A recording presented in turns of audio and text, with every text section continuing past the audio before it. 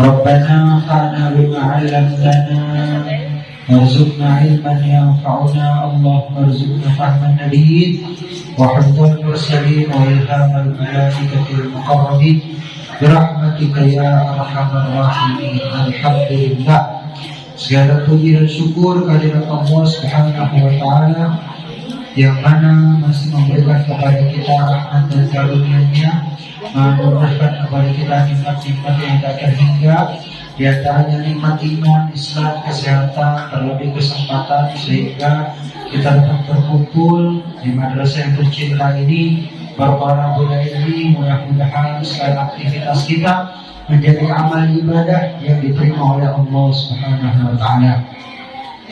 Salawat dan iring salam semoga tercurah limpahkan kepada baginda alam Nabi besar Muhammad sallallahu alaihi wasallam, pada keluarganya, para sahabatnya, para pengikutnya, dan mudah-mudahan salawat dan iring salam tersebut tercurah limpahkan pula kepada kita umatnya, dan kita berharap semoga kelak kita dijadikan oleh Allah Subhanahu wa taala menjadi manusia-manusia yang mendapatkan syafaatul uzma di hari kiamat. Amin ya rabbal alamin.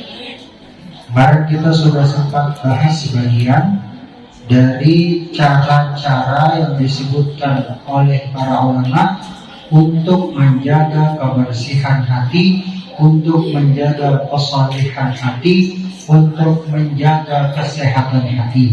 Yang pertama, kemarin apa? Membaca Al-Quran dengan tadabbur, memahami maknanya, dan kemudian berusaha untuk mengamalkannya.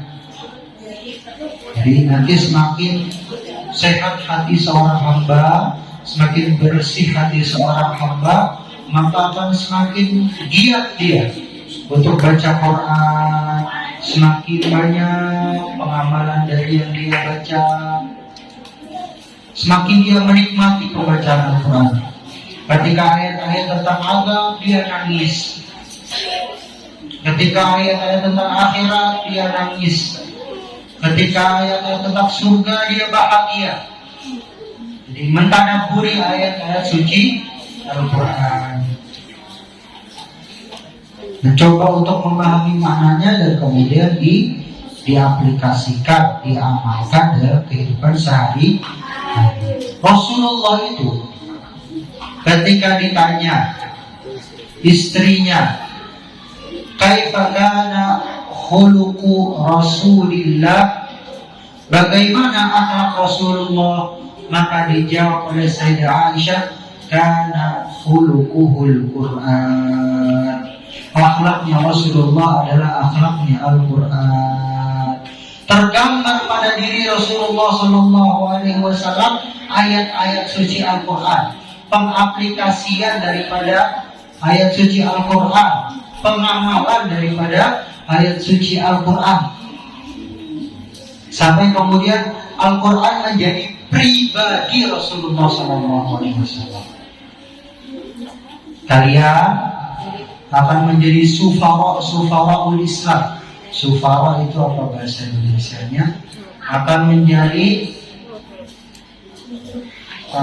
embassy itu bahasa Indonesianya, akan menjadi wajah daripada agama Islam.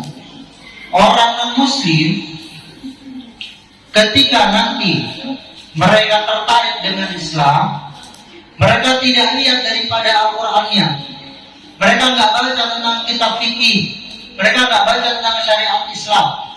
Dari mana mereka bisa tertarik dengan agama Islam? Ketika mereka melihat akhlak dan perilaku mereka. Orang non-muslim nggak baca Quran, orang non-muslim nggak baca hadis, orang non-muslim nggak baca kitab-kitab orang muslim. Akan tetapi apa yang mereka baca? Akhlak dan perilaku penganut agama Islam. Kalau mereka lihat, Masya Allah, orang muslim rajin, orang muslim rapi, orang muslim tekun, orang muslim akhlaknya baik, orang muslim peduli sama sesama, peduli dengan orang lain, peduli terhadap mereka yang kesulitan, maka mereka tertariknya dari apa? dari akhlak dan perilaku kita. Maka kemudian kita harus menjadi wajah yang baik bagi agama Islam. Karena kalau kita lihat, kalau kita perhatikan, ketika orang-orang non-muslim mereka memusuhi Islam, itu kebanyakan dari mereka karena mereka melihat perilaku-perilaku yang tidak baik di diri orang-orang muslim. Yang mereka lihat apa? Oh, di berita ada orang muslim ngebunuh, ada orang muslim ngebom, ada orang muslim melakukan aksi terorisme. Karena itu kemudian mereka kecewa dengan Islam. Padahal yang orang-orang tersebut lakukan tidak merepresentasikan Islam, tidak menggambarkan Islam, tidak mewakili Islam. Akan tetapi karena yang mereka lihat bukan Islamnya, yang mereka lihat bukan aturan Islamnya, bukan Al-Qurannya, bukan hadisnya, tapi perilaku orang-orang muslimnya, maka kemudian mereka marah. Mereka menganggap bahwasanya orang Islam itu agama yang seperti itu, agama yang mendorong kekerasan, pemaksaan, dan sebagainya. Maka orang kalau mau hatinya lembut, dia selain baca Al-Quran, dia tadabburi, berusaha untuk memahami isi kandungan ayat tersebut dan diamalkan. Yang kedua, memperbanyak berpuasa,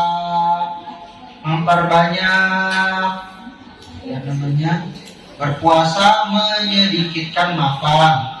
Yang ketiga, memperbanyak qiyamul lail, ibadah di malam hari. Yang keempat, melebihkan ibadahnya di sepertiga malam, di waktu sahar. Waktu sahar biyati. Waktu sahar, waktu sepertiga malam adalah waktu yang biyati, yang membuat orang yang bangun di malam hari itu jadi orang-orang yang baik. Yang kelima, mujalasatul sholihin, berteman dengan orang-orang sholih.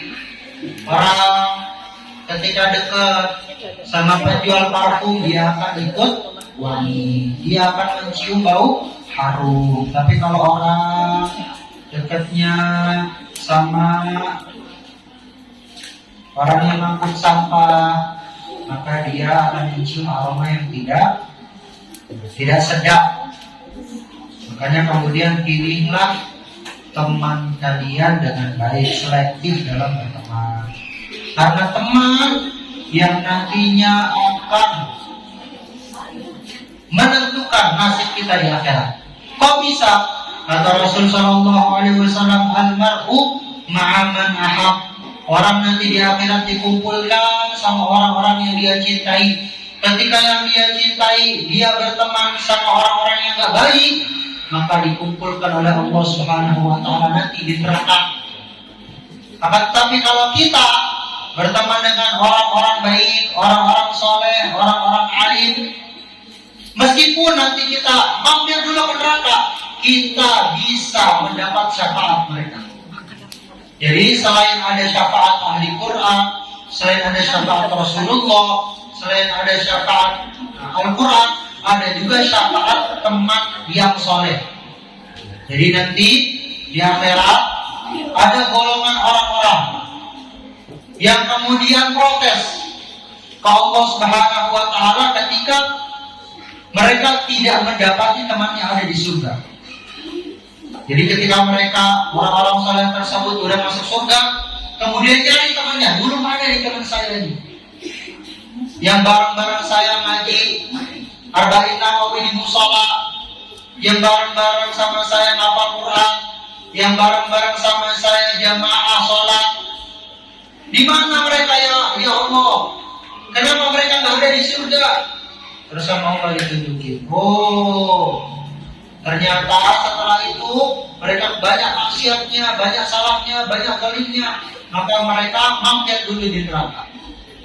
Maka kemudian orang tersebut Ya Allah, saya mau membawa teman saya dulu yang ngajak saya untuk ibadah, yang ngajak saya untuk talabul ilmi, yang membersamai saya untuk hafal Quran, yang ngasih semangat saya untuk ibadah, untuk masuk sama-sama ke surga. Maka oleh Allah diperbolehkan. Di orang-orang yang soleh, kemudian nyari teman yang di neraka, mana nih teman saya dulu, kemudian dituntun menuju ke surga. Mujalah satu soleh. Dan orang itu nanti dipengaruhi sama temannya. Ketika temannya baik, maka memberikan pengaruh yang baik. Tapi kalau teman-temannya buruk, akan memberikan pengaruh yang Anil mar'i la tas'al wa absir qarinahu fa innal qarina bil muqarani yahtadi.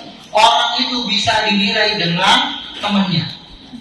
Kalau teman-temannya baik, insya Allah orang itu baik. Kalau teman-temannya nggak baik, dia lebih baik lagi. Banyak syairnya mengatakan gitu. Anil mar'i la tas'al wa absir qarinahu. Kalau kita pengen tahu orang itu baik apa enggak, lihat temannya, lihat orang-orang yang di sekitar dia. Kalau di sekitar dia orang-orang baik, insya Allah dia baik juga. Tapi kalau di sekitarnya orang-orang buruk, yang perkataannya nggak baik, perilakunya nggak baik, maka orang tersebut nggak jauh beda, beda. Al-mar'u ala dini khalili.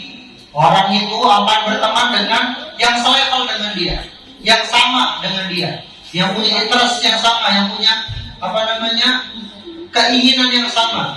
Kalau ada orang berteman gara-gara suka main Mobile Legend, ada pertemanan yang gara-gara suka main bola, ada pertemanan yang gara-gara suka main Roblox. Jadi kalau di sekitarnya suka Roblox, pasti dia suka Roblox juga. Sekitarnya dia main Mobile Legend, teman-temannya semua dia main Mobile Legend, pasti dia juga begitu. Kan jauh beda. Teman-temannya merokok, pasti dia jauh beda juga. Karena dipengaruhi.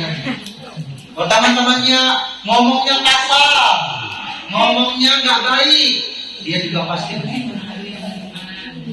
Makanya selektif dalam memilih teman, karena bukan hanya berpengaruh di dunia, akan tetapi berpengaruh juga di akhirat. Kemudian yang keenam, as-sultu amma la ya'ni, tidak berbicara yang tidak ada manfaatnya. Tidak berbicara untuk hal-hal yang tidak ada manfaat. Ketika ada guru yang nerangin, kalian ngobrol hal yang lain, yang mana yang diobrolin sama teman kalian gak ada manfaatnya, ngobrol A sampai Z yang gak ada manfaatnya. Padahal di hadapannya ada guru yang sedang memberikan ilmu, ada guru yang sedang ngajarin, ada guru yang berusaha untuk menghilangkan kebodohan di diri kalian. Tapi kalian buang guru itu dan kalian fokus ke teman kalian yang gak ada faedah. Yang ketujuh, menghindari orang-orang yang tidak baik, menjauhi orang-orang yang tidak baik. Al-uzlatu an ahli jahli, menjauhi orang-orang yang tidak baik. Yang kedelapan, tarkul khawdi finnas, tarkul khawdi finnas, tidak disibukkan dengan aib orang lain, tidak menyibukkan diri dengan aib orang lain. Kita nanti di akhirat nggak akan ditanya tentang aib orang lain, kesalahan orang lain, dosa orang lain. Yang ditanya oleh Allah Subhanahu wa Ta'ala adalah kekurangan diri kita, dosa kita, kezaliman kita. Kalau kita masih punya kezaliman, masih punya kesalahan, masih punya kekurangan, itu yang harusnya kita fokus. Jangan fokus sama kesalahan orang. Ini kita mau tahu, oh si fulan, si Ilan, si fulana, si Ilana, dia begini. Gila dirinya sendiri, kurangnya apa? Gak tahu. Gajah di pelupuk mata tidak tampak, semut di seberang lautan kali. Kesalahan diri sendiri yang besar dia nggak bisa lihat.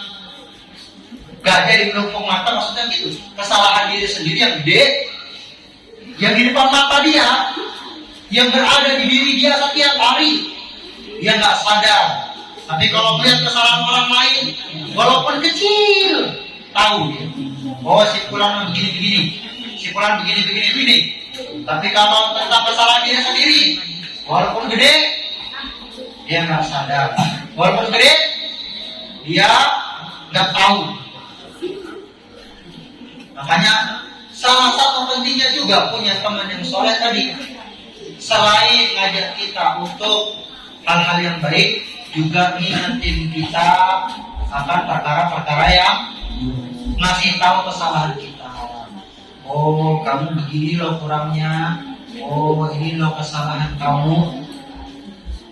Jadi sahabat kita adalah orang yang berani ngomong kepada kita hal-hal yang gak kita senangi. Itu sahabat kita. Berani ngomong kepada kita hal-hal yang sebenarnya kita gak senangi. Aib kita, kesalahan kita, kekurangan kita. Kita ditegur sama sahabat kita. Berani ngomong sesuatu yang kita sendiri itu gak nyaman untuk dengar. Itu benar-benar sahabat kita. Kalau kita ketemu dengan orang yang seperti itu, jangan dilepas. Jangan dilepas. Karena itu adalah sahabat sejati yang berani untuk mengatakan sesuatu yang tidak kita senangi. Kemudian yang ke-9 dan terakhir adalah aklul halal, makan dari makanan yang halal. Itu adalah 9 cara untuk menjaga kesolihan hati, kebersihan hati, kesehatan hati. Kalau kita laksanakan sebaliknya, maka hati kita makin kotor, hati kita makin rusak. Karena dosa ini pernah digambarkan oleh Rasulullah SAW bahwasanya dosa yang kita lakukan itu memberikan noda ke dalam hati kita. Kita melakukan dosa, kita nggak sholat, di hati kita ada noda. Kemudian kita bohong sama orang tua, kemudian kita nggak melaksanakan perintah orang tua, di hati kita dikasih sampai banyak banget kesalahan yang kita lakukan dan kita nggak tobat, kita nggak mohon maaf, maka semakin banyak kotoran sampai seluruh hatinya dipenuhi dengan kotoran. Ketika hati seseorang dipenuhi dengan kotoran, maka dia nggak akan bisa merasakan manisnya ibadah, nggak akan bisa merasakan nikmatnya taat, nggak bisa merasakan enaknya baca Quran, enaknya sholat malam, enaknya puasa, enaknya bantu orang, enaknya memuliakan guru dan orang tua. Ketika hatinya sudah kotor, maka dia rasakan sebaliknya. Dia rasakan dalam ibadah itu berat banget, dalam ibadah itu beban banget. Dia rasa perintah orang tua selalu mengekang. Dia rasa pelajaran guru itu membosanin. Tanda bahwasanya hatinya lagi kotor, hatinya sedang rusak, sedang sakit. Maka kita laksanakan 9 hal tadi. Mudah-mudahan hati kita diperbaiki oleh Allah, disembuhkan oleh Allah, dibersihkan oleh Allah, sehingga kita mendapatkan manisnya ibadah, manisnya baca Quran, manisnya taat guru, taat orang tua. Dan kemudian kelak dengan hati yang bersih tersebut kita menghadap Allah Subhanahu wa ta'ala. Illa man atallaha biqalbin salim. Orang nanti hartanya banyak dan manfaat, orang punya keturunan banyak dan bisa kasih dia manfaat. Satu-satunya orang yang bisa bermanfaat di akhirat, yang bisa bahagia di akhirat adalah orang-orang yang menghadap Allah Subhanahu wa ta'ala di qalbin salim, dengan hati yang bersih. Mudah-mudahan kita termasuk di dalamnya. Amin ya rabbal alamin. Wallahu a'lam.